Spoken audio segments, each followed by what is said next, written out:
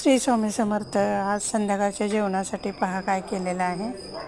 तर हे आहे ते पालकाचा गरगट्टा केलेला आहे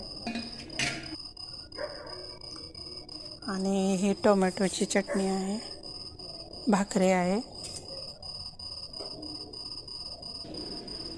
आणि हा भात. अशा प्रकारे आजच्या जेवणाचा हा मेनू आहे.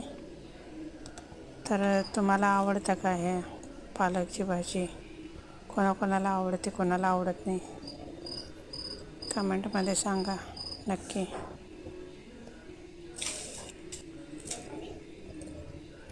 तुम्हीही करा अशी पालकची भाजी. तुम्ही आज काय काय बनवलं जेवणास नक्की सांगा कमेंटमध्ये.